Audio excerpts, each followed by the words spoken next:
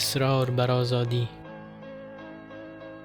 در سرزمین کبوترها همه چیز زیبایند، می پرند و از همه زیباتر اصرار بر آزادی و پرواز.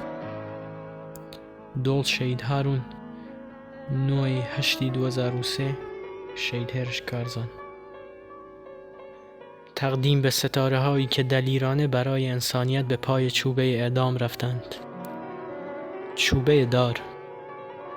فنا می کنیم اسرائیل قصه ها را برای زندگی، پیروزی و شکوهمندی قصه کودکان که گوشواره است برای تاریخ، و از ریشه خواهیم سوزاند تنه اسرائیل دیرینه را تا در دان کودکی بروید سبز سبز، همان که هنوز به دنیا نیامده.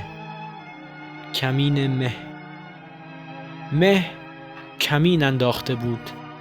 زیبایی شهرم را و گرگ ها مرا چشمک می زدند برای مونس شدن، نظیر کبک زندانی.